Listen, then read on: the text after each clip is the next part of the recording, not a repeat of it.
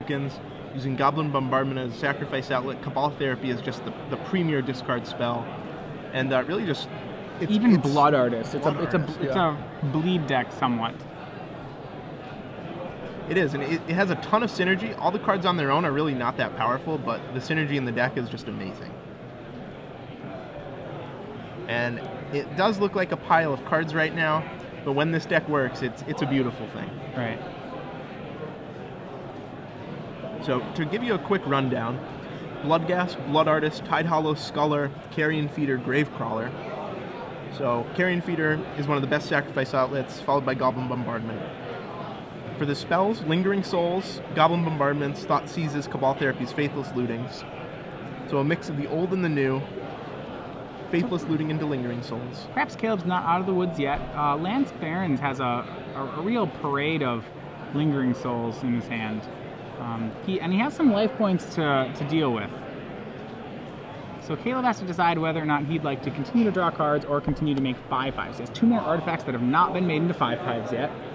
Neither of them fly though, so if he makes an artifact, a 5/5 here, which it looks like he's going to do, then it looks like, well, yep. Then if there's no block here, his Tezzeret can be killed. Lance isn't a chump block. I'm not sure. I like the chump block versus attacking, killing Tezzeret, and flashing back Lingering Souls. It's close. The problem is that Lance is at such a, he's in such a tight spot. 5/5s are very large. Yeah, this deck has a tough time dealing with the 5/5s, other than just just the actual chump blocks. But he does have a lot of chump blocks. Right.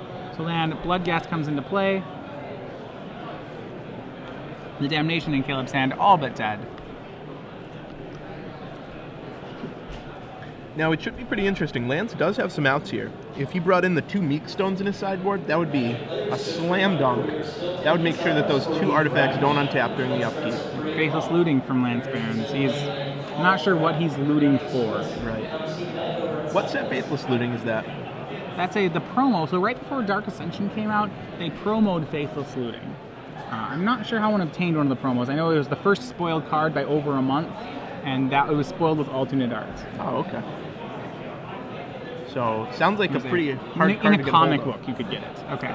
So Lance Behrens, maybe a comic book fan. Maybe also just maybe a pimp card fan. Yeah. More likely. I would say that's probably likelihood.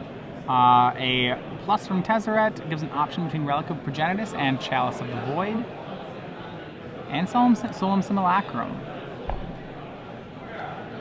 So Caleb Durward's deck right now looking nothing unlike just a binder page full of artifacts and lands here.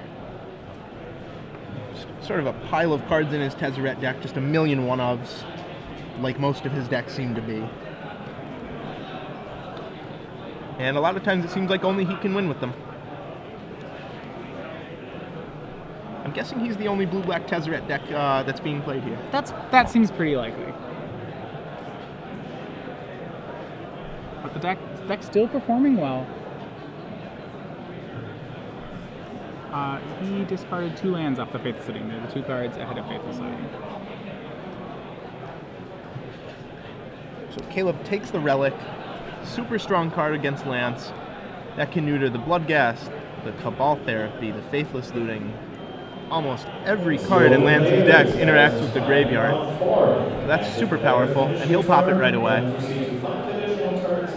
Yeah, you're hearing time being called here. The 2 gentlemen on camera, though, do have a time extension.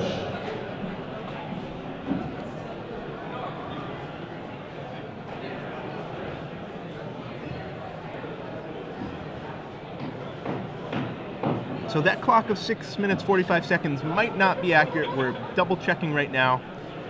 Either way, though, I think Caleb Durward's going to be able to win this one in time. Even if time is called right now, I think with 3 attack phases, he would do it.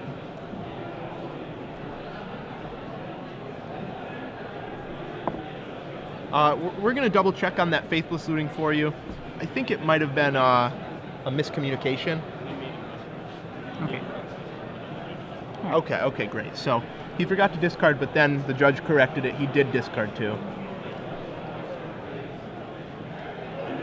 No free divinations here for Lance Behrens. Alright. Fetch land Lance Behrens down to 5. Marsh Flats. Yeah, 5 on pretty unfortunate number here. I bet you he wishes that he had a different land besides that one.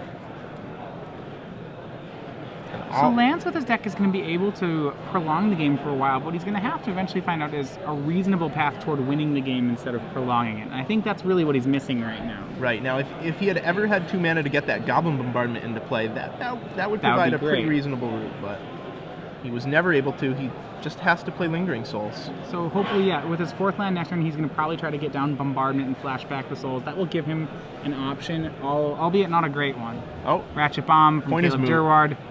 Caleb Durward defeats Lance Behrens 2-1, moves to 4-0, 2 wins from the top 8. Yeah, so some really interesting decks at 4-0 here. We have the Blue-Black Artifact, we have the Death and Taxes.